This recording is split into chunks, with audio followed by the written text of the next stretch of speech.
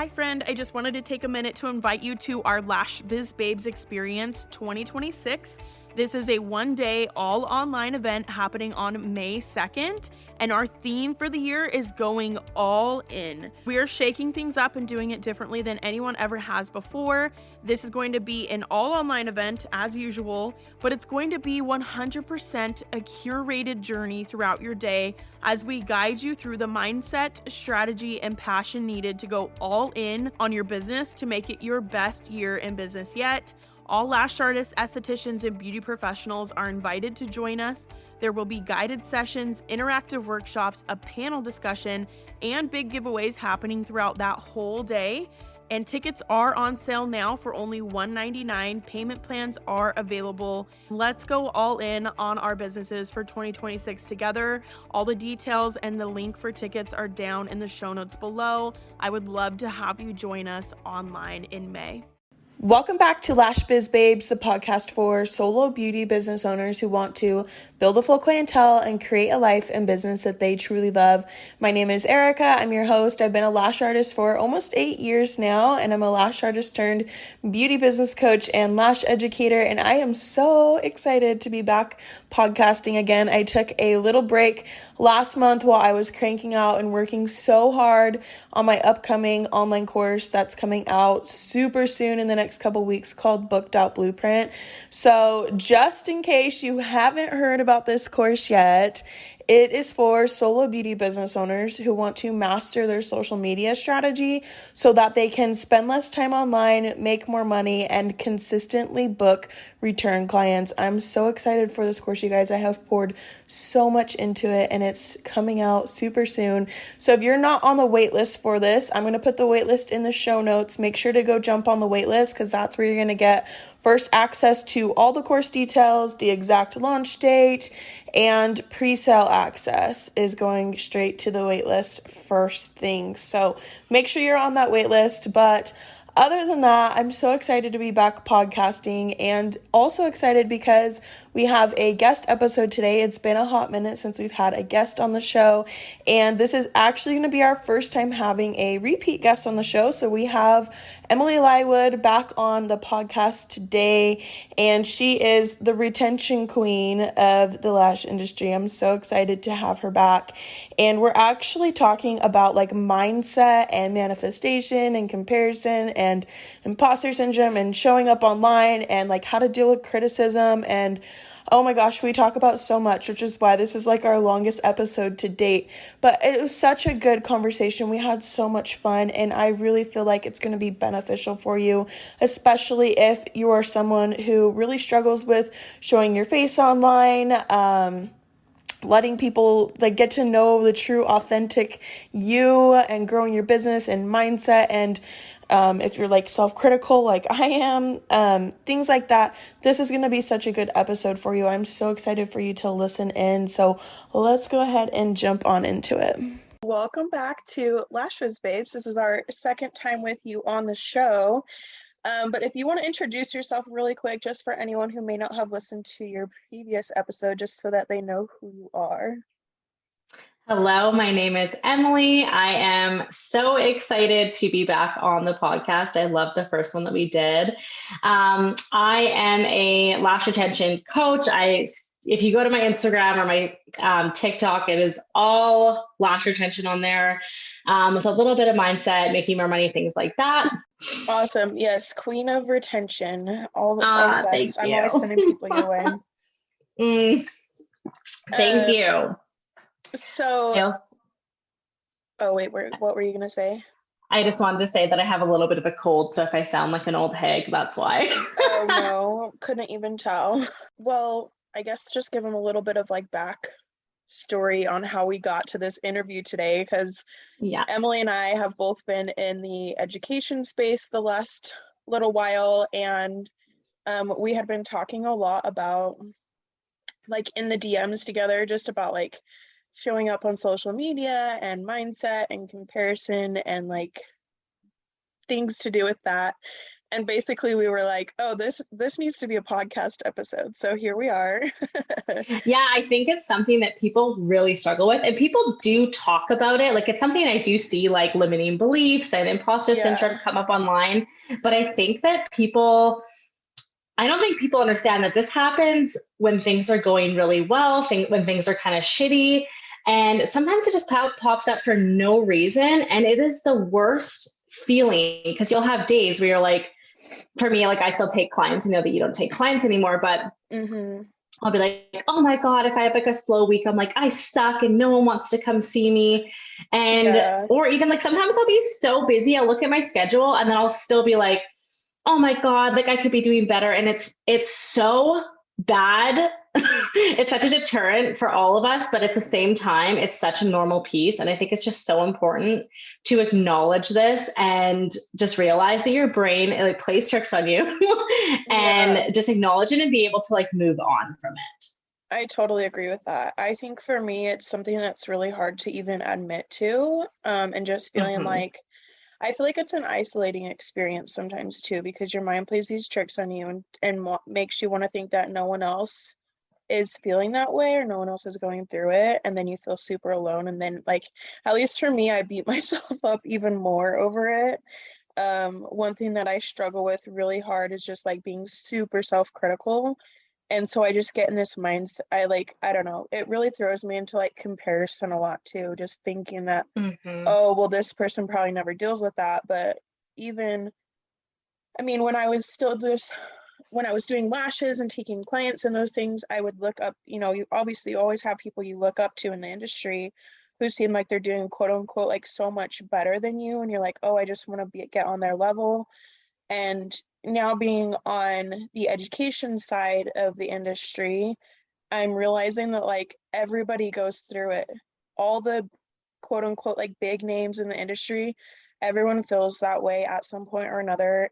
Like it's kind of like retention issues. Like everyone goes through it at one point, and you're not alone in it. And I think that was a big like eye opener for me, because now that I've made more friends on like the education side of the industry and like talk to them more and more, and it's just interesting because there's a few times that people will come and be like, here's what I'm struggling with, and then I'm just like, oh my gosh, like people, I don't know, that was a big eye opener for me because I compared myself a lot and was super self-critical over it, only to realize that like they struggled with the same things too. It's maybe just not like talked about or admitted as much. 100%. I was actually just talking with one of my good friends. I do a little bit of coaching with her. She's actually not even a lash artist. She does a permanent makeup, but Mm-hmm. she was saying that she really struggles. She's on year 2 of her business right now. And she's like, I literally see people posting on social media all the time, like sitting down to do paperwork. Oh, working on my business today. And she's like, I will literally grab my computer and I'll sit down with it and I'll be like, I feel like I'm supposed to be doing things, but I have nothing to do. And I was like, I remember feeling like that as well. I saw people on social media all the time and I was like, whoa, okay, so and so has a successful business, so it appears, and they're talking all the time, oh, I'm sitting down to do business. I'm going to a coffee shop or whatever to sit down to take 2 hours out of my day to sit down and do business stuff. And I remember feeling like that too. I'm like, is my business not successful because I'm not spending as much time sitting at my computer? Making offers or doing emailing that I had no idea how to do. And so I actually said to her the other day, I was like, no, you don't need to feel like you're always doing things to be successful. And just because somebody else is focusing on these other things, or if somebody has a salon and they're working their ass off all the time to fill their space to make their business successful, that doesn't mean that you necessarily need to do that, or you're maybe not at that point of your business yet. Because I remember feeling like I'm not doing enough. And that's totally not the case. And I think a lot of people, when you have a business as well, what you're posting online, it appears like we're all busy and we're all doing really well and we're all successful. But in reality, like for me, I think I have a fairly successful business and I am doing quite well in my business. But like, I still have time to go for walks and I still have time to do me things. I'm just not posting that on social media as much because those things aren't as relevant in my business. So when you look at social media as a whole, I think it can be really difficult because it does almost create this, I don't know, limiting belief, or it makes us feel bad about ourselves when we're not doing as much as maybe we feel like we should be. Yeah, I 100% agree with that. And I think what comes with that too is that everyone's at a different point in their business. So some people might have more on their plate at one time than another, and that's kind of like how people say, like, don't compare your like day one to someone's like day 3000 or whatever. And just thinking like, okay, I'm at a different point in my business. Like I have different goals, I have different priorities. And there's nothing wrong with that. Like everyone's version of success looks so different, and that is totally okay. And honestly, I feel like I could sit down and create as much work as I wanted to for myself, but that doesn't mean that like I need to do that to have a successful business. Like I could sit here all day and probably make more and more work or find more and more things I could like get done, but that doesn't necessarily like move the needle forward in my business all the time, just as like busy work. You could literally run around in circles. And actually, I wanted to bring up my partner jumping onto this podcast, because I think that's me and him we're so different when it comes to work ethic and stuff. And I always think it's a really interesting point that I like to share. So my partner is very like, he's like, you need to wake up, not me specifically, but like he believes for himself every day you need to put in 110% effort to be successful. And he's like, so if I need to get up at 5 a.m. and I need to go for my run and I need to eat a healthy breakfast and fill my day with productivity to make it so that I feel 100% that I woke up this day and I put in 100% effort to this day. And I'm like, man, that is so not how I think. I'm like, if it's, everyone has a different struggle in life. Everyone is in a different position, like you said. And, for me, if I just feel like being a lazy piece of shit that day and watching TV, which is really not me, that's not me. I hate days like that. But some people, right, like they need to fill their day and have these really lazy days where they really essentially do nothing. And that's a productive day as well. It just depends on the person. Yeah, and how they like to spend their time. And he always says that. He's like, if I have a lazy day, I just feel like I didn't do enough. And he's really hard on himself. And I'm like, no, man, like everyone's different. You just got to get through the day in the way that it feels best to you. And I think that not being hard on yourself, I actually think that his mindset is so bad because, and actually I was actually just looking at it. So different. I was just looking at this book actually as well. And it was talking about like doing less and actually being more successful, because as soon as you get out of that, like the grind, and I mean, we all have times where we grind, like, like things are rough sometimes and you got to put in the hours, but just once it's done, I struggle with this, like just taking a step back and being like, okay, it's done. I've done as much as I can do and I'm leaving it. We're just going to let it do its thing and let the universe take over and pray for the best. Yeah, I love that. The business coach that I've worked with a ton, I worked with her off and on for like a year and a half or more.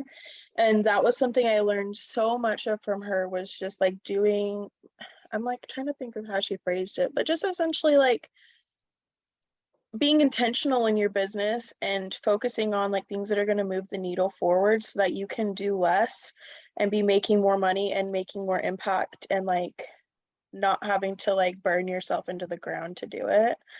I mean, like you said, there's going to be times where you're going to have to like work more and, be more focused and things. But I think it really comes down to like setting up your business and like setting up your time to be able to like support you in the life that you want to live. Because I know for me, I have to at least some days have some kind of like rest or like recharging like structured into it, because I can't be like 24/7 on the go, especially as like a mom. It's a lot. And I think that kind of comes into just I feel like sometimes solo beauty business owners just feel like I have to work certain hours for clients. Like I have to work evenings, I have to work weekends, I have to be doing this and this and this to be able to be successful. And I think sometimes that becomes like a narrative or like a story we're telling ourselves, when in reality it's like, no, you can pick the hours that you want to work and build a clientele who can come during those hours and still be just as successful, if not more successful, because you're going to be a lot happier and not feel like resentment towards your clients. 100%. And I think I actually talk about this a lot. Most of us come from parents who worked, well, like my dad is self-employed, but I remember being surrounded by people who worked for an hourly wage. So Mm-hmm. therefore you're trading your time for an hourly amount of money.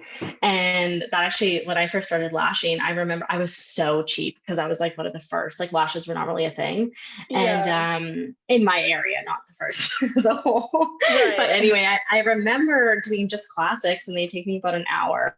And I was charging $30 for a film. Like, that's so bad. But I You was know making what? like $30. I know, isn't that like Been there. crazy to think back?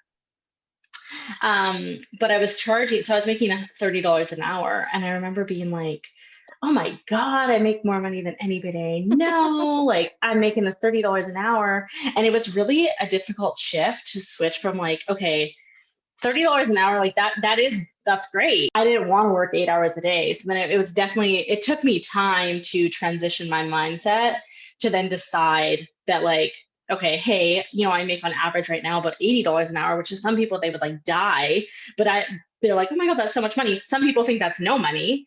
Mm-hmm. But to me, like I work for my service now. I don't work. It's not the time exchange, if that makes sense. And I Yeah. think that we're just constantly evolving and shifting. So when you're new in the industry, just changing your mindset and how you accept money, what the things you spend money on to put your money back into the universe, to then accept Yeah. money back into your business. Tipping is something I talk a lot about. That like we need to be trusting and putting our money and almost like mirroring and putting what you want out to the universe so that you can accept back. And my point to this is just that like constantly evolving, shifting. So if you're new to the industry and you're like, oh my God, I don't feel comfortable charging an expensive price, you're just, my advice is to always like be learning, evolving, and growing. And then if it takes you a longer amount of time to, change your mindset, then that's totally fine. Yeah, I would totally agree with that. That's something I didn't start like realizing was a huge piece of like being an entrepreneur, like the mindset journey and the self-growth journey that it is until like way late in the game, like probably a handful of years into being in the industry. And it's something I wish I would have realized sooner or learned more about sooner because it has changed so much for me. Like just working not just on like the strategy side of my business, but like the mindset side and like evolving and changing and like just being open to opportunity too. I've seen a lot of people recently in like Facebook groups and stuff that are like, my books have slowed down, and all the comments are like, we're in a recession, just get another job. Which, not that that's not a viable option, but at the same time, it's like you're almost like blocking yourself off to new opportunity, and you're like blocking yourself off from like the possibilities. And like if you're thinking, well, there's not enough clients out there, people don't want to pay me, I can't charge that much, like so and so is better than me, so I can't charge more than them or the same amount, like then that's what you will create. And I just never put two and two together that like your mindset and the results you create are like very connected, and like the thoughts you think and the outcome that you get completely 100% connected. And I wish I would have learned that sooner. It would have helped me grow so much faster in the beginning. I think that it's something that we're talking about more. I'm seeing it pop up a lot more, and Yeah, I'm sharing a definitely. lot more about this. And I was the same as you. I didn't start taking, I remember hearing about manifestation and attracting certain things in the Mm-hmm. universe. And like, it does seem so crazy and so woohoo. And I'm also not the type of person that's like, this has to be fact for me to believe it. Like, I'm just like, there's mysterious, weird things that happen in the world that we don't always have to have like a legitimate science-based Explanation fact for that it. this, yeah, Yeah. explanation. Yeah. So I think that it's a hard thing for people to grasp a lot. And I'm sharing that with my partner recently as well. But I remember hearing about it a long time ago, and I kind of did like some little money manifestation things in the mornings. But now I've been really taking it seriously. And like, it's crazy. I journal just like gratitude lists of things that I like do have and things that I don't have, and just kind of scatter them in. Anyway, that's like a whole topic, but Right. it's funny Do a when I whole actually, episode just on that. I really could. But it's crazy to look back on my journals and just like my little notes that I write down. And I really have achieved most things that I have manifested over this last year, which has been That's really cool. Because awesome. it's so cool to like look back and just be like, whoa, that did work. And just to have like Yeah. specific goals. Yeah. So do you have any like certain tips for someone if they like wanted to start getting into that? Because I know, I mean, that's something I've learned a lot more about in the last couple of years. But I wouldn't call myself like an expert on it or anything. But Oh my God. would love for you to share some tips because I know that can be almost, I don't want to say like overwhelming, but it can just kind of be a lot on, okay, what do I do that's going to maybe actually help me Yeah. change the way So things are happening? yeah, so I actually just did a post of this on social media, so I'll just kind of like relay what I Yeah. had said in it. But I think like probably my two biggest tips for it would be to number one, just, and it goes back to mindset as well, or sorry, like limiting beliefs. It's just acknowledging anytime like any sort of shitty thought pops into your head, whether it's about business or it's about how you look or anything, acknowledge that thought because I think it's super important to be aware of it Yeah. and just say, okay, I'm having this thought right now. Maybe why am I having that thought? And then either telling yourself, okay, is this something I actually need to obsess about right now and have bad feelings about, or can I change that? This has something to do with lashes, but my weight and my body image is something I really struggle with. So when I have something pop into my head that I'm like, it makes me feel shitty, I'll be like, okay, that's fine that you feel like that, but I'm deciding to not feel shitty about it. And I'm going to tell myself, like, hey, I love my curves. I have a small waist. I have a big butt. Like, look at me. Like, I'm sexy. And just Yeah. changing that mindset, it really, really, really helps. And it becomes easier over time. So that's a tip that I really like to practice in my day to day life as well. I love that. And then, yeah, what's my other one? Oh, I listened to this on a podcast recently and I loved it. It was like picture who your future self, who you want your future self to be. And you can actually name that person if you want to. So like Emily Yeah. 2.0 or whatever. And picture what you want your life to look like. And so if you're ever having a difficult situation or a difficult conversation with a client, or if you want to buy yourself something, and if you're feeling a certain type of way about it, a negative way, think about yourself like, how would Emily 2.0 deal with the situation? Or would Emily 2.0 buy that pair of shoes? Or would Emily book that trip in 5 years? Like, she has so much money, she doesn't know what to do with it. Of course she's going to spend money on that trip. Or is Emily going to have really good boundaries with her clients and then act in a way like you're almost like role playing? And it just, I think putting yourself into that position of the current state or the future state that you want to be in currently, it just moves things in the right direction. It makes you become a more confident self. And I think that's really, really important. There's so much more to manifestation. If you wanted to read a book, my favorite book, and it's super easy to read, like I like easy shit. It's called The Last Law of Attraction book that you'll ever need to read. But it just gives like journaling prompts, super basic. I love that book and I would recommend it to anybody. Love that. I'm gonna have to add that to my list. I've been trying to read like It's one really book a easy. month. Yeah, good for um, you. love those tips too. That first one you shared is something I have really focused on this year too, because like I shared earlier, I tend to be like just very self-critical. And it wasn't something I Mhm. realized that I was doing until like a few years back. And I think for me, I have to kind of let myself like feel the feelings too, because I can't just like shove it down. Like I gotta cry about it. Yeah, I yeah. gotta cry about it and like let it go, like journal it out or whatever I need to do. What's your And horoscope then sign? wait, what? What's your horoscope sign? Aquarius. Oh, okay. um but yeah, I always gotta cry it out. I'm such a like a crier. And then just like flipping the script on that, and it's like not that that makes the thought go away or like overnight. You're just like, oh yeah, I feel great about myself. Like I don't feel like a crappy No. mom today. Yeah. But I think one thing that my business coach helped me with was just realizing it's like No, it's like continuing to choose that like 2.0 version of yourself, like continuing to choose like the elevated thought, like that higher thought, and like continuing to flip the script and like just doing it over and over and over again, basically like choosing the better version of that thought or whatever it is. And I think It that's really really helped does. me for sure. It really does help. Like I used to wake up every single morning and I'd weigh myself, and it was like the most toxic thing that I could do for myself. And it was not helpful. And it made me actually obsess over the problem more. And then now Yeah. just like the point of manifestation and like picturing yourself in the way that you want yourself to be, whether that's business, looks, whatever, right? Mm-hmm. Having material objects. And now I never wake up in the morning with that stinking, terrible feeling. And it's the best thing in the world. And I yeah, bet that just, and feels like really shitty, freeing. it really is. And like just feelings is super important as well. I'm a Capricorn, so I'm like Yeah. a cold asshole, but so we shove stuff down. We're really good at getting Yeah, rid of I'm our not good at emotions.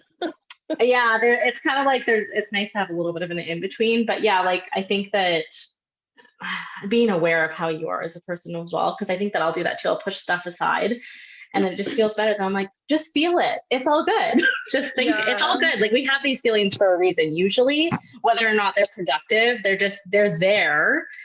And sometimes it feels good just to like acknowledge them and be okay with them. And Yeah. Well, and just being well, self-aware enough to be like, okay, wait, like hold up a second. What like I'm being mean to myself and that, I don't I don't need to be mean to myself. Like, I don't know. I think that self-awareness is that first step though, just being like, okay, wait, like, is this thought really true? Is this a story I'm telling myself? Like, is this really based in fact? Like, that was something that my husband really helped me with a few years back when I just like basically had like this giant meltdown over how self-critical I was. And he was like, wait, because I would just like get at the end of the night, just be like, pick apart every conversation I had that day and be like, oh man, like I probably said something wrong. They probably think I'm so dumb. Like they probably don't even really like me. And my husband just looked at me and he was just like, do you really think that person doesn't like you? Like, is that actually true? And that was like my first like time really thinking like, oh, like it is something I'm just making up in my head. It's not actually like that person, I'm like I'm trying to explain it.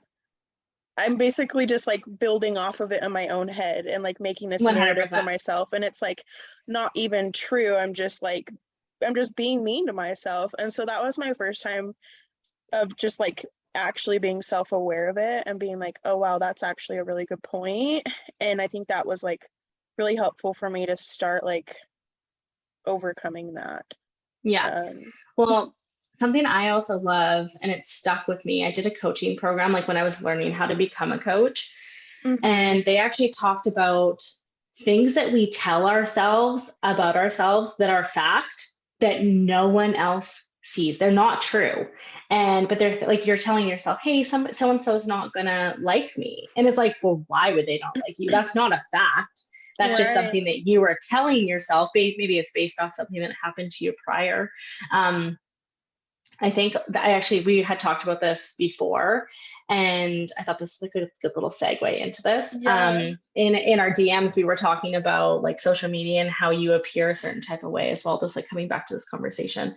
And I remember that when I was posting something online and we talked about this, and I went to this wedding, and I had a lot of people kind of coming up to me, and they were like, seeing me on social media, and they were telling me like these are all just people with like working normal-ish jobs, and they're like, oh my god, like you're doing really well and you're look at how successful you are. And it felt very strange to me to have people say that about myself. Mm-hmm. And you were sharing advice with me on that, and you were like, honestly, just showing up online and being a certain type of way is so out of what a lot of people feel comfortable doing. So that when they see people just showing up and doing the thing and running their business, it's like a shock to people that they're like, whoa, look at how successful Yeah. Emily is, whether or not I'm successful or not. They just they view it as a certain type of way. And I love that advice that you gave. Yeah, that was something I realized too when I have just had a lot of messages of like, wow, like you just really inspire me, like, Yeah. and I'm so thankful, like people who have listened to the podcast, people who follow me on Instagram, and I've gotten those messages on days when I just feel like, man, nothing is working, like this launch isn't as successful as I had hoped it would be. Like my podcast doesn't, like I wish my podcast was doing better, like I wish I was on this other person's level, like I wish I was just there already, like I'm feeling so down on myself and feeling like my business is not like as successful as I wish it would be. And then getting messages are like, wow, like you were just so inspiring. And I think it just kind of helped me realize like even the act of just going for it inspires people, like just going for your dreams.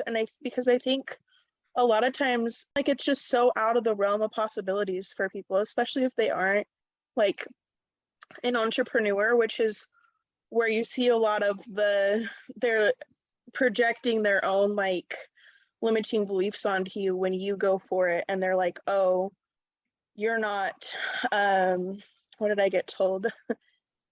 Oh my gosh, I can't even remember, but just like being like, oh, you're a mom, so I don't think you can do that, like you don't Oh have my time for God. that, or being like you're not ambitious enough to own your own business, like things like that. And I don't know, it just like you said, it's like so out of the realm of possibilities for others, that even just like showing up and going for it, whether you're successful, quote unquote successful at it or not, like it's just so inspiring for people. Mm-hmm. And really helps people too to like feel comfortable and feel okay like being themselves and showing up in their own way as well. And I think that in itself is an accomplishment too, like being able to help people just feel like they can show up and they can be themselves, especially in an online space where it's very vulnerable and very visible at sometimes too. Yeah, being online, it's a very interesting thing to be doing. And I think that, Yeah. well, how old are you? I'll be 28 next year. So in Okay, so January. I'm just about to turn 29. And so we're in the same thing where I Yeah. think that we grew up at the beginning of social media. So I don't know Yeah. about you, but my parents were very like, my dad's old, like he's almost 70, but social media was not his thing, obviously. Yeah. And I grew up hearing people say like almost being like it was embarrassing to get on and show yourself or talk on stories, where it felt cringy. As I feel like the younger generation now, that's so normal to be filming TikToks and Mm-hmm. Oh, posting about totally. their life.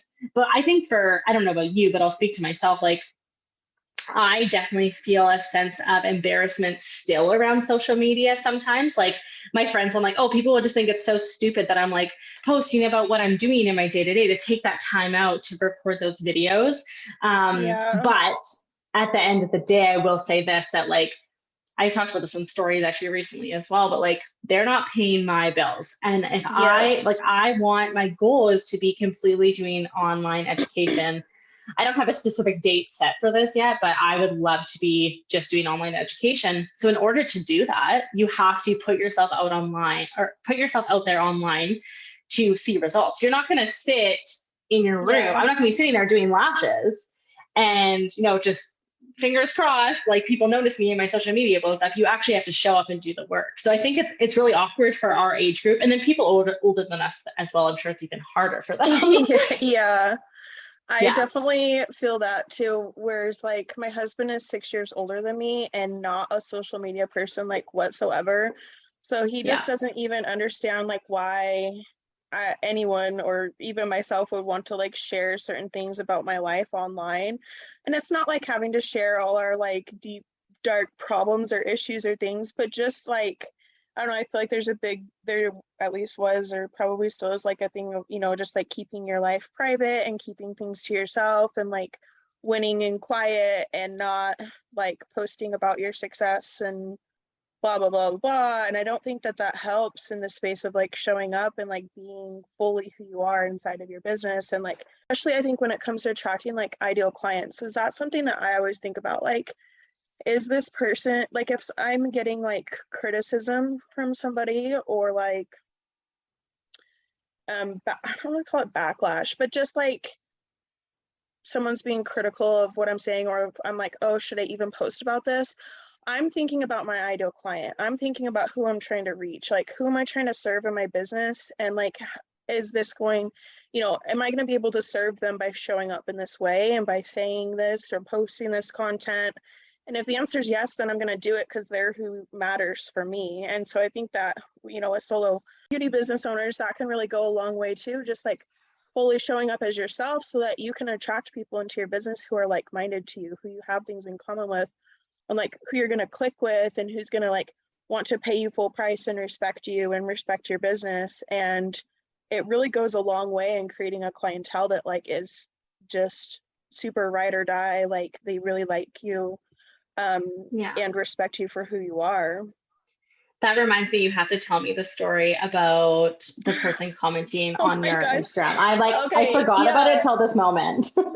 Yeah. So, and I think that's another fear too. It's like, I held myself back for a while too on posting online because I was like, well, what would people from high school think about me? Or like, well, what would, if you're like, okay, well, what would so-and-so think about me? Like people from your hometown or your family or your friends. And like, that can be a really big fear for a lot of people when it comes to like showing up online and showing your face and like making TikToks and like making reels and like being visible like that. And yeah, so that was a fear of mine for a while. And I really learned just a lot about, like not caring what other people thought anymore. Like it just really wasn't a focus of mine at that point. And anyway, so I had this year where I had posted a couple of TikToks for one of my program launches a couple months ago. I like laugh so hard when I think about this because it just makes me giggle now. But at the time, I'm sure well, it just kind of caught me off guard because it was like, what in the world? But I like posted these 2 TikToks, right? And for some reason, these 2 TikToks, or not TikToks, reels, they were reels on Instagram, they took off. Like the one had like 50,000 views in like the matter of just like a couple of hours, maybe at most. Like they picked up really quickly, which is so funny because they actually had the watermarks on them. Like I had saved them or posted them earlier this year back in January, saved them to my phone and just reposted the same reels for the same program launch because I hadn't. Anyway, that's how I just ended up doing it that weekend because we had family time and things and I just wanted to get like repurposed content.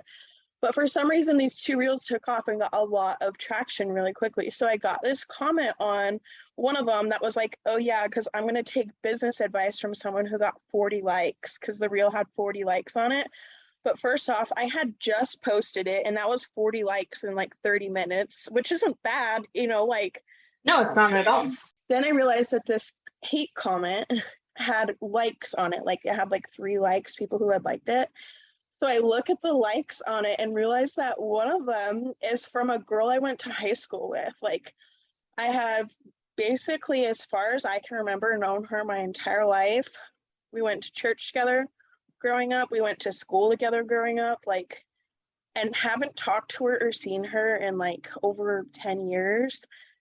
And she liked this hate comment on this reel of mine. And at first I mean, obviously it's like kind of hurtful because you're like, why would someone I don't know, like someone that I know likes something like that? I wouldn't really call her a friend anymore, maybe just more of an acquaintance. But at first it was just kind of like, man, should I even keep showing up like that? Like it just kind of threw me off. But then I like showed it to my husband and we kind of laughed about it. And then we ended up looking at her Instagram profile and it was private, so I couldn't see anything, but her bio was talking about how she's like a negative Nancy and like just all these like self-deprecating things about herself. And I just was like, this has nothing to do with me and everything to do with the way she views herself and like her own insecurities of showing up online. And that was a big realization for me because I could have taken that and been like, okay, I'm not going to post anymore. and let my launch flop because of it. But then you can also take it and realize that it has nothing to do with you and everything to do with the fact that they wouldn't ever feel comfortable doing what you're doing. And that's why they're criticizing you for it. Well, something that came to my mind, and this is maybe like a bitchy comment, but like when I look at you, myself, knowing you through, like we live in different countries. So what I see from you on social media and just talking to you and stuff, like you are really living a dream life for a lot of people. You aren't taking clients, you are working online. Of course, it's hard, but you know, it's in my opinion, I would rather have my life doing what I do online and spending my time doing that than having to go to a 9 to 5. I have no idea what this girl does for work, so I don't want to make assumptions, but it's just a really interesting fact. Yeah. So when you're looking, so for me, I'm like, so what? You put yourself out, like she has no idea how successful you are. And you really, like I said, you really are living a life that is literally a dream for a lot of people, probably a very large majority of people. Yeah. And I don't know. I don't want to speculate on it too much because it's like it's someone I haven't talked to or seen since like, I mean, she graduated the year before I did in high school. I haven't talked to her or seen her since, but it just, I don't know. It was like one of those fears that I was like, well, what if something like this were to happen? And then it did. And then it was kind of like, oh shit. Like, there you go. You manifested into your life that shitty comment. I'm all about that. Yeah. I don't know. It was, but then at the end of the day, it was like a fear of mine. Like, well, what if this were to happen? And then it happened. And then guess what? I was okay. My business is fine. It's still doing really well. It's still thriving. I didn't die.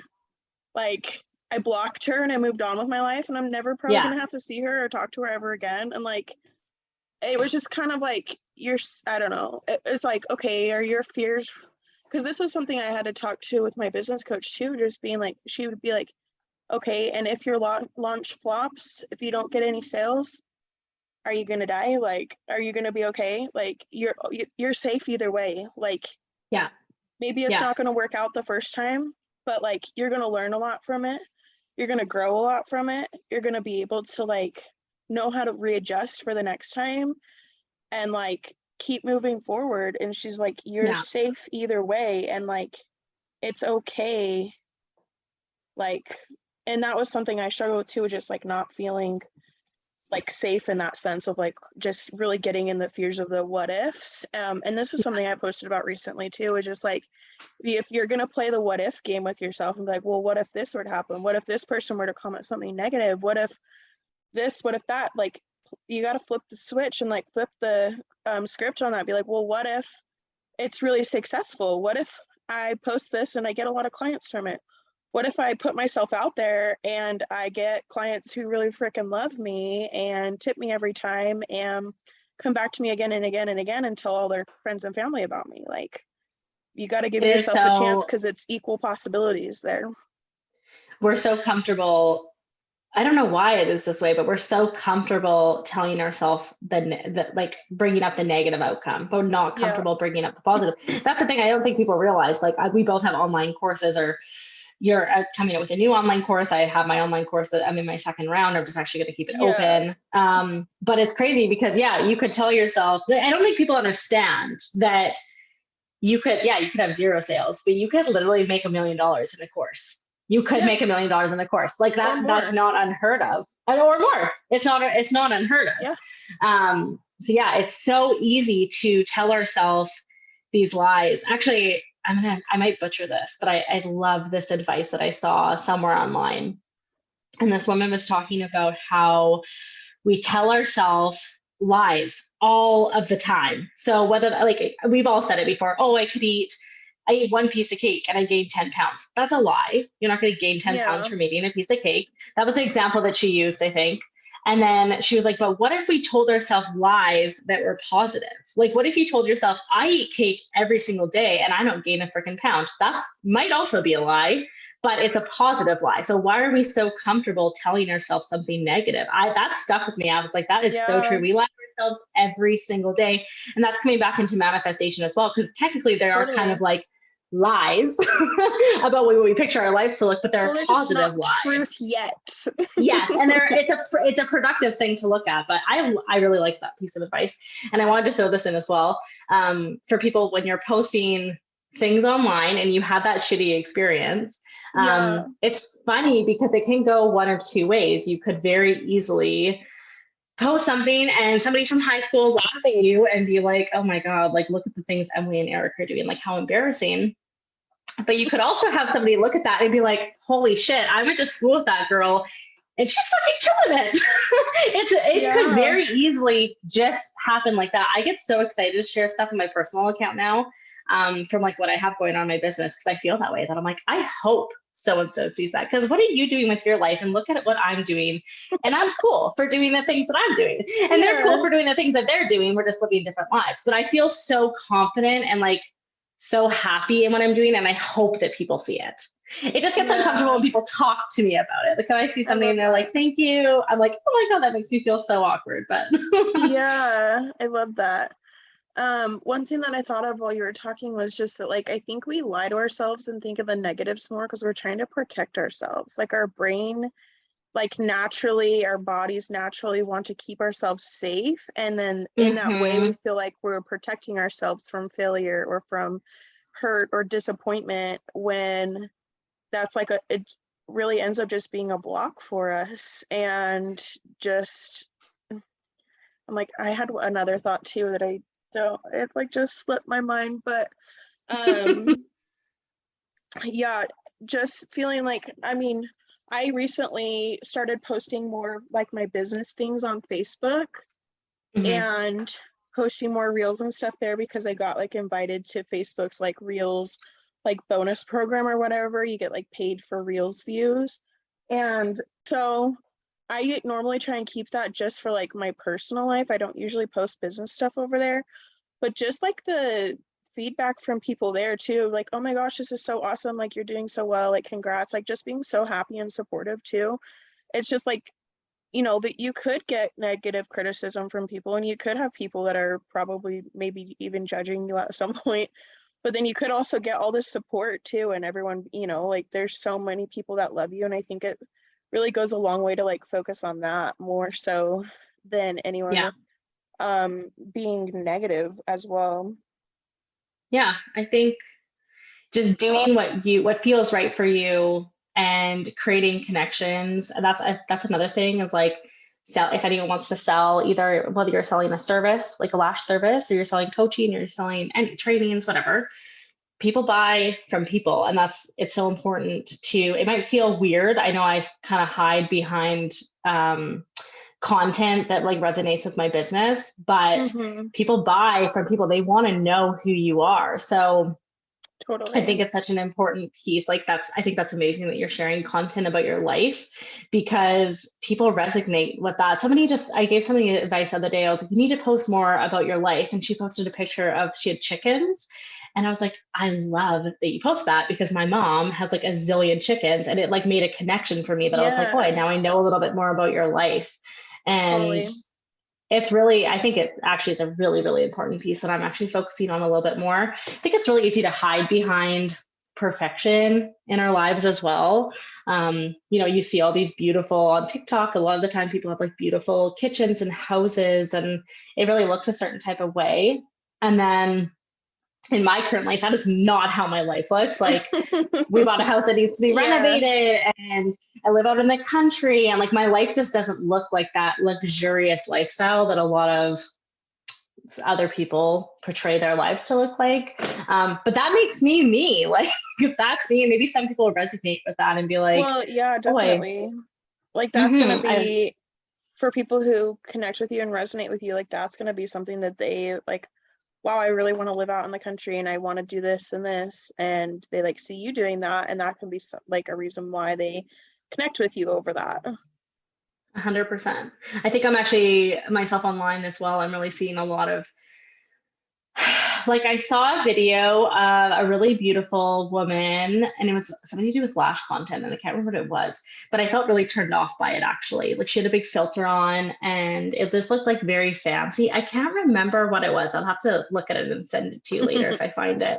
But I was like, that's just so not what I'm interested in anymore. Like the perfection, I think we talked about this in our last podcast episode, but like Yeah. TikTok's really bringing back a little bit more of a, like Instagram's all about like perfectness and making everything look a certain type of way. And then TikTok is like, everyone's just like doing, like everyone doesn't have these crazy filters on. Their filters look like shit. I never got a filter on when I do TikToks. But just showing off a little bit more of like the realistic side of Yeah. life, which I like love. And I really like that we're getting back to a place like that. I definitely agree with that. But Mhm. I think that also plays into like marketing too, because I mean, the purpose of marketing is to like attract and detract. Like, I think we get scared to detract people Mhm. sometimes, especially if you're like newer, you're building your clientele, you really just kind of want anyone and everyone to book with you. That can feel like a scary thing to be like, oh, I don't want to detract people. But it can also be a good Yeah. thing because it could also detract people who are going to like just want a discount from you, or show up late every time, or not wash their lashes, or just be like a problem client. And it's like okay to detract people who aren't like-minded to you or who maybe don't agree with you too. But yeah, I Mhm. would definitely agree. I mean, I think Instagram is starting to come away a little bit more from like the perfect polished Yeah. thing. But I think it's still got a ways to go versus TikTok, where it's just kind of like show up as you are. I know I definitely make an effort to like not just show, like, I never want my page or like my Instagram or TikTok or wherever I show up to just be like a highlight reel. So I do try and Yeah. show like more of the harder sides, or like, I mean, especially being a mom, like there's it's exhausting and it's a lot of work and it's hard. Like there's nights where you just like cry yourself to sleep because you're like, what the hell am I doing? Like this is so difficult. Yeah. And just, yeah, I just try and show up like authentically in that, because I think even just showing up where you're at, whether, you know, no one's gonna be perfect, but just showing up where you're at, imperfections and all, like really resonates with people, especially in this day and age where social media has become a thing of people trying to show up perfectly. I think it almost attracts people to you more to show up and be like, yeah, I'm here's where I'm at, and here's the hard things I'm dealing with. Yeah. It's so true. And yeah, I was just this, I don't know why this just popped in my brain, but like, do you know Michaela, like the makeup girl on TikTok? Yeah, Yeah. yeah, but Um, Yeah, I just had this memory when she kind of first started. When I first saw her, I looked at her Instagram. I don't really mm-hmm. follow a lot of like makeup content, but she had a picture of her arms up, and she actually had like really, really purple stretch marks like all over her arms. And I remember seeing that and thinking to myself, like, it made me like her more, which is weird. But I Yeah. was like, whoa, okay, you have this thing that like you're probably really self-conscious of. And I mean, again, I'm assuming, I'm not really sure. But it just made her really feel really real. And I was like, okay, I really like you now. And now I'm like, I don't watch all Yeah. her stuff all the time, but I definitely appreciate her in a certain way. Um, but yeah, a lot of people would hide those things. I know I hide a lot of my flaws a lot of the time in social media as well. Oh, same. And something we naturally do. And it's something that, yeah, I think we all just need to work through. And yeah. Yeah, I agree with that. And just, and I think, you know, feeling like insecurities and things like that you think about yourself, I think a lot of the times those are kinds of things that like no one really focuses on or notices until you like point it out, kind of thing. Like I get Yeah. really self-conscious because like I have braces on right now and they had to like Oh, pull a baby tooth. So like I've been like missing this freaking tooth for like 2 years, and I hate it. And so I'm always trying to like keep my mouth closed on like Instagram stories and make it to where like no one can see it. But right. at the end of the day, it's just like, well, that's, I don't know. That's where I'm at. That's who I am. Like it's part of Yeah. my story, at least for now. And Yeah. if I were to let something like that hold me back, then it's like, you know, how many people am I helping still? Like how many, you know, I'm able to make an Yeah. impact and like bring in consistent income and like live this like dream life that I want to. You know, I get to stay home with my kids and make money, and like we get to go do fun things and like all Yeah. these things. And if I were to let something as little as like my tooth being gone like hold me back from showing up, then like I don't know, it just kind of would block me from my goals and things. And I think that would be a really silly thing to like obsess over to the point of not reaching my goals because of it. I just posted about that actually as well. I'm bringing up all my posts. I feel like I've been really killing it with my content lately. You have. I'm trying to show like a different side of me a little bit more. Thank you. But yeah, that's exactly what I talked about as well. That I was like, I'm going to be more successful when I'm get my teeth fixed, or my skin isn't as red, or I lose weight, or all these things. And yeah, in the post, I think I said that I was like, I didn't wait on all those things. I just slowly like built up my confidence to be able to show up online in a certain type of way. And then now, like I said, like Retention Fix, my online retention course has had over 50 students. Well, yeah, like over that, much more over that now, which is really, really, really exciting, and something that it's like amazing. Almost unbelievable. I really had no idea how that was going to work out. And yeah, I can't remember what all my other things were. Oh yeah, I bought a pair of Gucci slides, which was kind of a funny purchase. It was a purchase. It was a funny purchase for me, but I did it, and I just had no guilt in doing that. And my point to it was that I did all those things without losing weight. My skin's still red, my teeth are still crooked, and you know, just because you look a certain type of way, and like, no, I'm not saying that I look ugly or anything. I'm fine with how I look, but you know, like your insecurities and things, like you can still reach your goals and do all these, like go for your dreams, like regardless. 100%.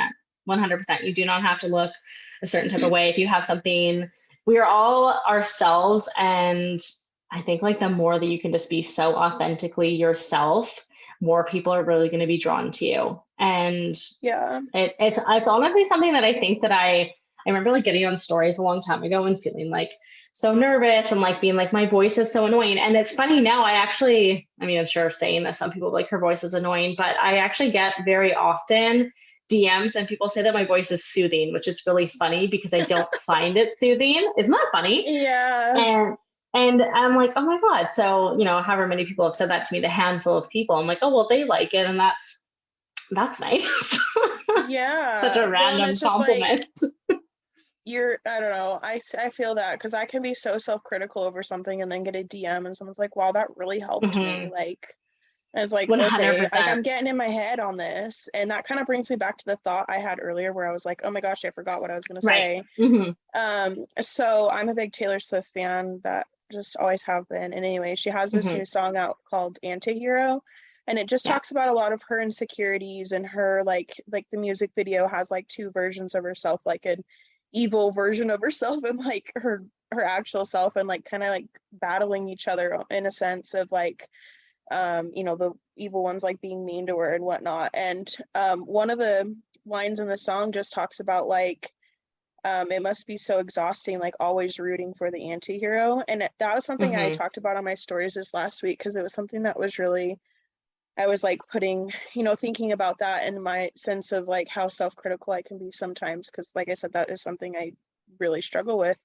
Like I'm a lot better with it now, but just essentially being like, okay, when I'm being self-critical and when I'm having all these negative thoughts, like I'm essentially rooting for this like version of me that has all these insecurities and has all the, you know, like rooting for myself to fail, like rooting for myself, like the self that doesn't believe in me, and like that's not going to get me anywhere. And it also tied into I've been reading You're a Badass by Jen Sincero.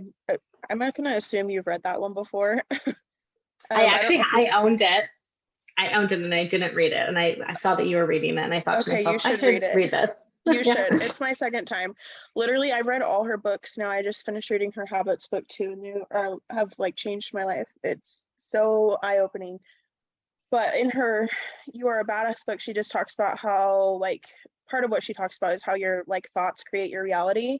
And so it kind of made me realize like, okay, when I'm like basically rooting for this side of myself that's so negative and so self-critical and doesn't believe in me and thinks I'm not cut out for this and I'm just going to fail, then that's the reality that I'm creating. And like, that's the results I'm going to get. And like 100% having to flip the script on that and really grow in that sense, like you were talking about, like grow in your mindset and evolve as a business owner and as a person, and like the self-growth journey it takes you on, and just like elevating your thoughts with that will play a huge part in growing your business, because I believe it doesn't just take strategy, it takes like your mindset too. So that was even just a big realization I had in the last week, of just being like, okay, like my thoughts have really played a big part. And she also talks just about like how all your thoughts and all your actions and decisions thus far have gotten you to where you're at. So if you want to grow, if you want to hit new goals, if you want to change your reality, then you have to change your thoughts and you have to change what you're doing. You can't keep doing the same thing over and over and expect a different outcome. Yeah. We always get everything that we're thinking about, whether it's good or bad. And I think that that's a really important thing to remember is, no matter, your thoughts are very powerful. And then I'm actually really happy you brought up this book, because this brought up a memory for me. And it totally connects into what we're talking about. Years ago, when I bought that book, I said to my girlfriends, and I can't remember which friend it was that said this, but I was like, I bought this book and I'm really excited to read it. And she was like, that's really interesting that you bought that book. My professor in university was just talking about how we give a lot of credit to authors who are basically no one. She wasn't, I don't want to say that this is about that specific author, but just people who are writing books who basically are educated in a certain topic. So I have no idea anything about that author, about that book. But she was talking about this conversation, and it really made me think that I was like, okay, who is this person who wrote this book? And is she actually credible to teach me something? And it actually deterred me from liking that book. And now it's funny looking, it's funny looking back, because I was more, I can't think of the word, but like I listened to people more back then. And I think that right there, her saying that, like, what a limiting belief. You're not willing to take advice from someone who's lived a certain type of way. Or it's the same thing as somebody could look at me and be like, well, why is she qualified to teach retention? And it's like, yeah, I'm qualified to teach retention because I have good retention. Or if somebody writes a book who has an amazing life story to share, they're qualified to write a book because they have information to share with somebody, whether or not that you're a professor of psychology or whatever the case is, whatever you feel like that person needs to be qualified, or information that you get. I don't know if you also saw that I just reshared a post on Instagram, and it was talking about how the average person thinks that things are a scam, like when they see coaching or they see online courses. Yeah, and I thought that was a really interesting point, because a lot of people will see things and they'll be like, oh, I'm not going to purchase that, or I'm not going to read that book, or I'm not going to take advice from that person. And it just, and at the end of the day, it just like holds them back. There's no benefit to it. So I'm always about like, learn who you want to learn from. If you have a connection with someone, if you like what they have to say, everyone has something to teach, and you do not necessarily have to be the best expert in a field of something to teach somebody else. And so my point to this is just like, my advice is to like keep open-minded and really be strategic in advice that you take from other people. And my friend saying that to me, it just deterred me in the worst way, where I could have read that book and had, I was probably like in my early 20s, had a different mindset than it took me until I even started having like the proper mindset shifts until I was about 28. So yeah, just being more open, I think, is so important. And as an entrepreneur, and I think the way things are moving, I think it's just so important, especially going back to manifestation, just being open-minded to things. And being closed-minded is not going to get anybody anywhere. I was actually just thinking about that. Like, I was just running errands before we got on this call and thinking about, like, I'm probably going to make a post about it this week. Just like being open-minded to opportunities. Like, because going back to what I was saying, where people were like, oh, we're in a recession, like, just, it's going to slow down, get another job, whatever. And it's just like closing yourself off to opportunities and closing yourself off to clients, and like, just being open-minded to whatever might come your way, whether it's clients or maybe an opportunity to teach or like share things with people, because you don't have to be an expert. And I think that's something that people struggle with, like an imposter syndrome. You just have to be like 10 steps ahead of the people you're helping. Like, you don't have to know every single thing about it. And I also like the point that you brought up of just like being mindful of like who you're taking advice from. But and I think also just being mindful of who you're following on social media too, because one thing I've noticed over the years, just looking back, is whoever was following and like consuming their content the most, like watching their stories the most, like reading their posts the most, like that narrative of what they were saying was how I was viewing the world. It was how I was viewing my life, how I'm viewing my business. And just like if it's not making you feel uplifted, or if you're just like, Mm-hmm. I don't like it doesn't even have to be that they're putting out negative content or being negative or like hurtful or any way. Like if it triggers you, if it's not making you feel good, or like maybe you just don't agree with the way they view things, like it's okay to unfollow them or mute them or do what you need to do, but like just being mindful of who you're following, because that really creates the narrative of how you're viewing the world and how you're viewing business and the opportunities around you. And it's kind of like how they say, like, be careful like who you're spending time with and who your friends are. Like you become a lot like the people who you spend the most time with. That's the same thing on social media. Like the people who you are following Mm-hmm. and consuming content from the most, like your mindset will become a lot like theirs at some point or another. Like it's really going to shape how you're thinking about things. So like totally be mindful of that. I love that advice. Yeah. And actually, it's funny with that too, because I think it was the friend that said that, like, we're not close anymore because it came to a point too that we just stopped connecting on a level because everything had to be, I don't know, it's just that negative mindset, and it takes a lot to pull yourself out of. And I luckily was blessed that I wasn't raised, I didn't grow up being really overly critical on myself in a way that other people I know are. And I think Yeah. that, there's other things that I struggle with, of course, as well, that these other people don't struggle with. But I think there's like a positivity mindset, and being open-minded is just like, that's hard. And actually, I'll just have a little quick point about this as well. Like my partner, he's starting a business, and it was a really big eye opener for him because he read a book. I think it was called the Millionaire's Mindset. And I encouraged him to read this book. And it was funny because he was away working, and he called me and he was like, whoa, going back to the beginning of the podcast when I said this, that like he is just so hard on himself and overly critical. And I was always just like, like you're just doing the best that you can, and like just try to retrain your thoughts and tell him to do all these things. And he was like, no, you need to put in the work and do this and do that. He's very type A. And but him reading this book, it was insane to see the shift. And he was like, whoa, I was wrong. Like your mindset is so important, because no matter what it is, and like bringing this back to the beauty industry, you could wait to have everything figured out and have it perfect. But if you wait on perfection, you will never have it done. And it's funny watching him do this as well. He's a welder, and he's bought the welder. Everything is there. He has multiple years of experience. My partner is one of the smartest people that I know. And I'm not as smart as him. Like he could be a doctor, he could be a lawyer, he could do all these things. But because he is so critical on himself, he holds himself back. I'm way more of like just an action taker, like messy action, just doing the thing. I'm like, who cares? We'll see how it works out.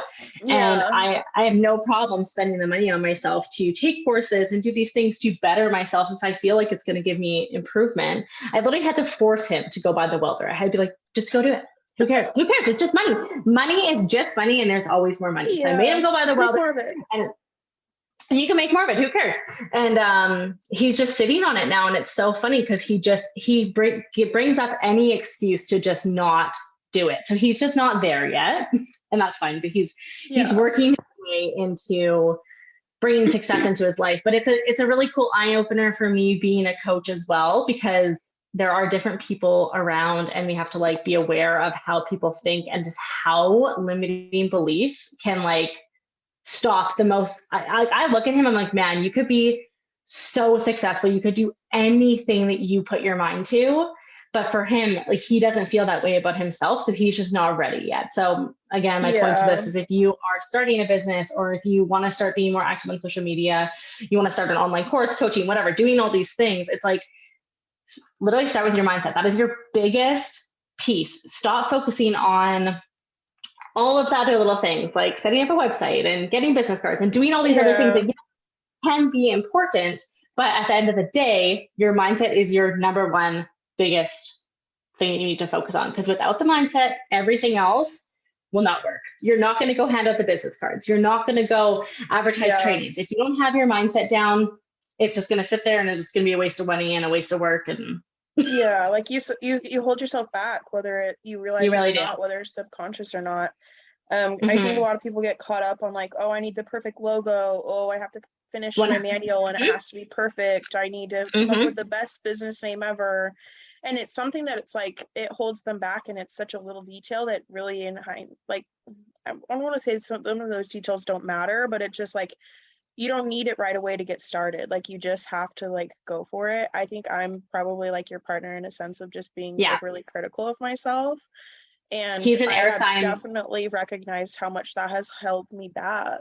And yeah, just being like, because with that mindset piece, like, you've got to have that to be able to move forward and to be able to like, Mm-hmm. because I mean, business, you are going to have tons of ups and downs, and like, it's going to be a roller coaster, and you've got to have that like mindset piece in check to be able to keep like Yeah. moving forward through all that. And I think that's one of the benefits of having a mentor or someone like a business coach, Mm-hmm. or just someone who you can talk things through with, because like even if you're not in a position where you can invest in a mentor, like having like a lash bestie or someone else who works in the industry who you can talk about things with, so that they can help like pinpoint like, okay, here's, like, here's a block for you, like just talking it out with somebody and them being able to help you realize like, okay, maybe this is a limiting belief, or maybe this isn't as important of a piece as I thought it was, and just being able to like relate to people and resonate with them, and just be able to like kind of talk it out, feel the feelings, like let them go, and like be able to keep moving forward. I know that was a huge asset for me as I was like getting into the coaching space too, was having like a business coach I could just get on. I swear, I feel so bad anytime I have a call with her, because I would always cry. Like every time I'm just like sitting on the Zoom call, like bawling my eyes out, and she just like really holds that space for me and helps me, okay, here's where you're at, here's where you want to be, like, let's work through this, like feel out all the feelings. And it's, I don't know, that's been a huge like blessing for me, that I've been able to like invest in that.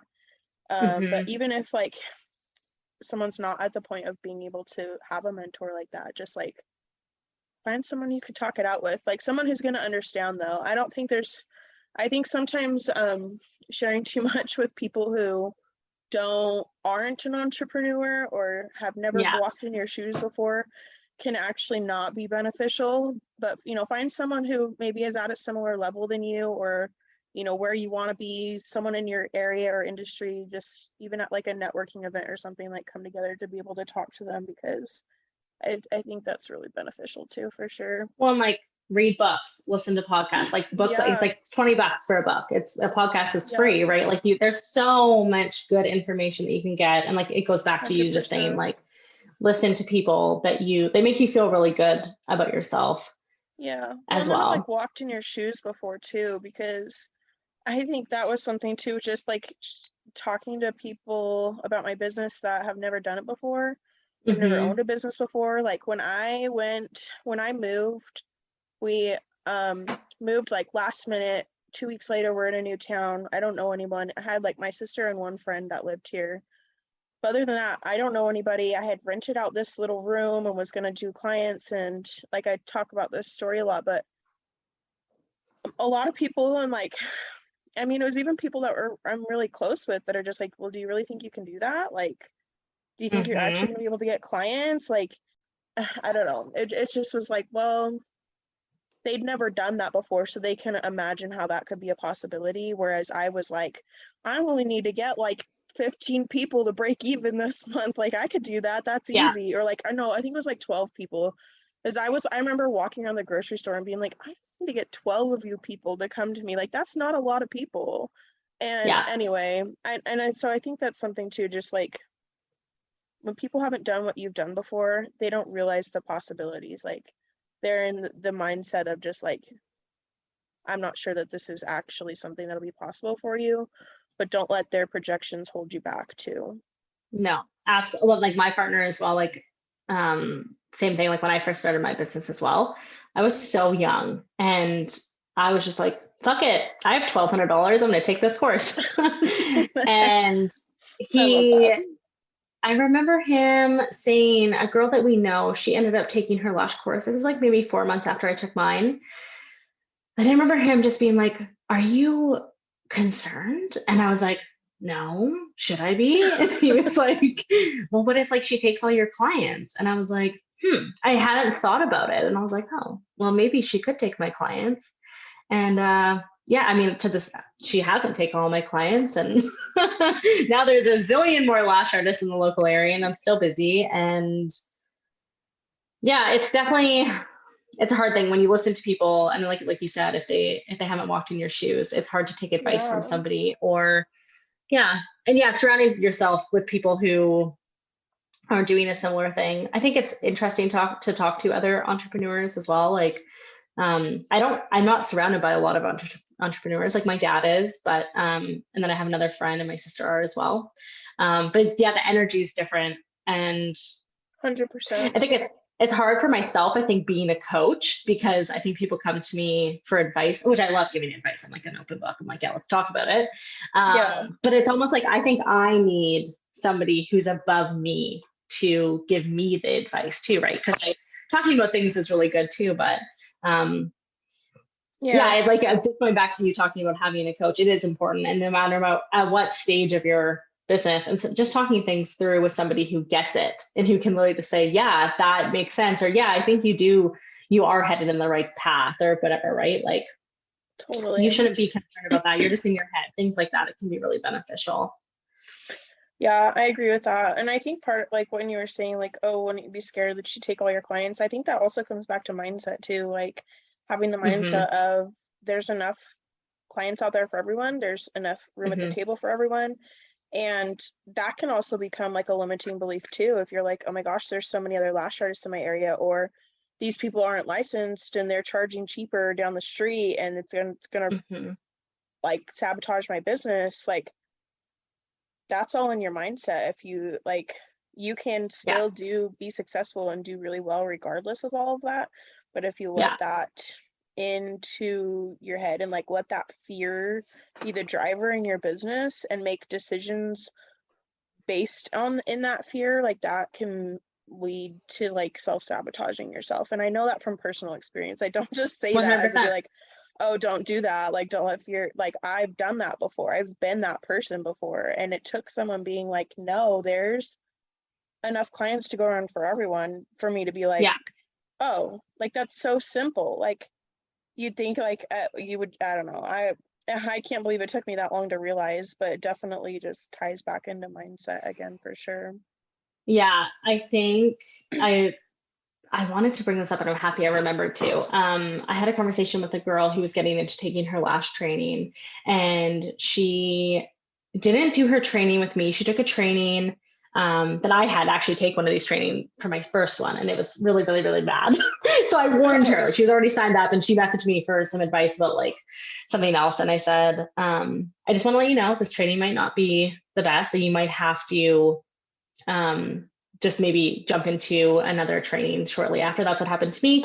I took my training a really long time ago, and we started talking about like money and how she was super excited and she was super dedicated to take all the trainings and spend all this money to become really successful as a lash artist, which I love. Like, that's amazing. And she asked me, she's like, I want to take your training. I want to come get lashes done by you because I want to have lashes for my course. And I was like, yeah, of course. And then she asked my price, and I told her my price, and she's like, oh, I just really can't afford that right now, which totally, like, all good. Yeah. But it was fun. It was really interesting to me to hear somebody who wanted to be a lash artist. And she was telling me, I'm excited to have a successful business and all these things. Then I was like, but you don't want to pay somebody who has a successful business. Like, it just didn't make sense. Like, there was a disconnect there that I was like, you really have to, again, act in a way that you would want to somebody to mirror you. You want people to pay you a high price. And then also I wanted to say too, just off that like Money is very rarely the problem. I remember people saying this and I was like, I don't understand it. Money is always the problem.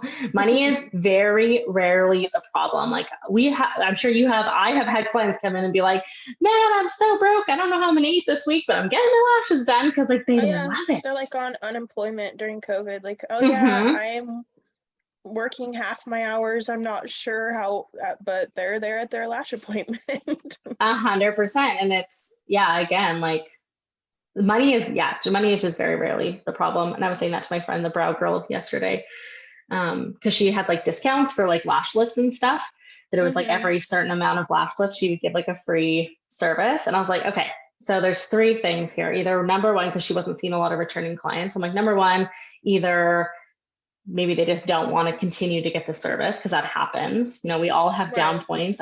I've been lashing for 9 years, and like every year there is a lull where I don't have as many clients and I'm not making as much money. It's a really Right. normal thing that happens to everybody. And then number two, like maybe you're not creating the best service where clients don't want to come back. And then number three is like really, again, mindset. Like if you're telling yourself, why would anyone want to pay for this? Or maybe I'm not even that good. Of course your clients are going to come to you. You're Yeah, literally putting that into the universe.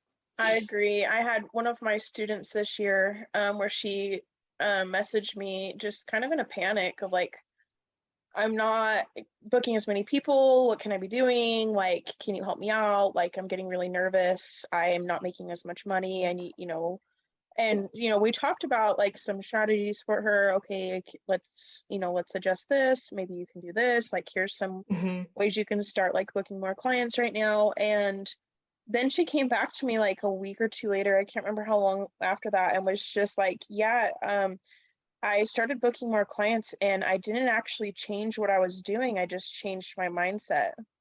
She was Yeah. like, because that was something we had talked about too. And I talk about it in my courses. I always try to include a mindset piece and like an energetic piece to any course I do. And she just was like, yeah, I had to adjust my mindset, and I was like more open to possibilities, and um, was just able to book more clients because of it. Because I think when you have that open mindset and when you're energetically open to it, you are looking for more opportunities. You're not closed off to them. And even without having to necessarily do more in your business or like be marketing more, showing up more on social media, like you're just naturally going to be able to like Attract more. yes, attract more, and just like I don't even know how to explain it. Just really be like available when opportunities come your way, because if you're closed off, you might not even realize that you have that opportunity or that client waiting for you. Absolutely. I love that. Well, I think this has been such a good conversation. I feel like we could go on forever and ever and ever, but just to wrap up, is there any other last thoughts you have? Any other themes Man, you want to touch on at all? you know me, I could sit here all day I and have know, a I'm like, I could conversation. sit here for another couple hours and talk about this. Like, I I feel like know, we're having it's a such a good problem. conversation. I need to shut myself up. That's how it goes. No way. No, you just have so many good things to say. I always love talking with you. Oh my God, I always love talking with you. Wrap Emily. up though, Uh-huh. do you want to tell us a little bit more about your retention course that you have going right Hmm. now? I know that's one question I get from listeners a lot, and like one request I Hmm. get a lot is talking about retention. So if you haven't already Yeah. listened to Emily's first episode, we talked a lot more about actually like retention based things, but tell us more about your course, because I feel like I'm seeing so many of your students getting like the best results ever, and it makes me so happy. And it just really seems to be like the thing for retention. I'm like, so I don't cry ever, but if there's something I could cry about, it's like how successful the students have been. See, I'm the I opposite. I cry think, at like everything. oh my God, it like I launched that course and I had no idea like just how amazing it was going to be. Like I really launched it and I was like, well, hopefully this works. And I had a really successful first launch. Like the success has been more than I could have ever even like dreamed for, I from love that so students being much for able. you. It's really, really exciting. And that I launched that like months ago. So now we're really starting to see the price increases happening, which has been really, really, really exciting. I know that most people take retention courses because they want to improve their lash retention, which of course, but they're also, the main point of my course as well is that you need to utilize lash retention to be able to make more money, have a more successful business, have to work less hours, but still make a really, really good income. So that's been amazing. And the course is amazing. I'm like so excited about it. And then I think this week as well, you guys know me, I fly by the seat of my pants at all times, but I am launching a free webinar on how to actually use lash retention to double your income and just really show you all the possibilities. It's really, really awesome. I actually re-listening to it, like, because I have it done and I'm like, what's in that is so amazing and it's so inspirational. It really comes from a place of like myself and students that I have taught who've been able to do the exact same things. And like, it really is a guarantee to having a more successful business. It makes your life so much easier having really amazing lash retention. And I don't think I've really seen a course out there that is similar to mine. And because it's very like, this is what you absolutely need to do to improve your retention. And then again, how to utilize it to be able to make more money and just have a more successful business as a whole. So yeah, if anyone's listening to this who took the course, I'm like just so grateful. And the support has been amazing. There were a few listeners that took it that I saw. They did. It was really cool, actually. It's just cool how social media works and how people connect. And totally agree. Yeah, really, really cool. I could go on about it forever, but yeah. So if you end up wanting to either do the webinar or there's some really amazing discounts in there as well for the course, that's just going to be available. I'm not taking my course down at this point. It's going to be just available for a purchase. So you can go in there and read about it, DM me, ask me questions. And my Instagram is at lashed_with_Emily. Yeah, I'll link all your like social media and if you want to send me like your webinar link, I'll put that in the show notes too, so you guys can find all of the links down there. And just to kind of tie that back into what we've been talking about, could you imagine had you let any limiting beliefs or insecurities or things that, mindset things hold you back to the point where you didn't release your course and like those people weren't, like you weren't able to help those people? Like obviously you wouldn't have known had you not released it, but like now looking back, like what if you had let that win, like that negative voice in your head win, or like the issues or problems you ran into along the way win and never released your course? Then like, but look how many people you've helped because of it. And I think that at least for me is something that's like a driving force for me, is like I want to help people and I can't do that if I'm and that's a big thing. It's very rarely about the money. Like we talk about money a lot because we're business owners, but for me, like every time I have a student sign up, I think to myself, I am so fucking excited for you to succeed. Like it's the coolest thing. And when you get DMs of people being like, this helped, or with questions, anything, it's like the best feeling in the world. I also just wanted to add this tiny little piece as well, that like a long time ago, I invested $7,000 into my business. It was a terrible business decision. I didn't love the course. And then I recently invested $4,000 and I loved it, and like has to do with my course and things like that. And best money I ever spent in my life. And it's my point to that is basically just like, if you tell yourself no, or you had a bad experience in the past and you just shut down and you don't continue to grow and build, you're just like literally telling yourself no. And my sister always says, never be the one to tell yourself no. So just like always invest in yourself, make smart decisions, and take advice from people who have essentially what you want. So I agree. I love that. I think that's such good advice. Just don't become like jaded from past experiences, and again just like continue to let yourself be open to opportunity, whether that's with more clients or maybe you have an opportunity to teach or get into the coaching space or anything like that, and just keeping an open mind too, because I've even known a few coaches or people who are in the education space who seemingly are, in my mind, doing better than I am. They're gonna go speak at conferences and things. They're like, well, what if the coaching industry is too saturated, or like what if maybe there's too many educators already, or like everyone struggles with it too. And I think that was a big eye-opener for me. And just no matter where your journey takes you, and where your version of success is, because for some people that might just be taking clients, or for other people that might be having an online course or coaching or doing lash trainings, or maybe being like a teacher at a school or something like that. But just like being open-minded no matter where your journey takes you, and continuing to like work on yourself, and like so that you can hold everything that comes with every next level of your business. And constantly learning, like we said that before, Yeah. but even if it's a tiny investment of a book, like, or your time to listen to a podcast, like 100%. Listen to people who have what you want to have, and that's how you learn. Stop taking advice from people who don't have what you want to have, and you'll be great. Or stop taking criticism from them too. I had to learn from that. Everyone has an opinion, but that doesn't make it your reality. That's another thing I try to live by, is like, well, they can think that doesn't make it true for me. And that can be in personal life or business as well. So anyway, I could do a whole episode 100%. On that too, but I mean, it's everything. It's a lot to talk about. For sure. Well, thank you so much for coming on. I'll have all Emily's social media links and like webinar links and everything in the show notes, but definitely go follow her. She's got a lot of really great content and an amazing retention course. So this is like, so much for coming back on. I love coming on. It's always like, it was cool just to like sit down and like just have a fun conversation. So I hope that people resonate with it. And thanks for listening to us just chat.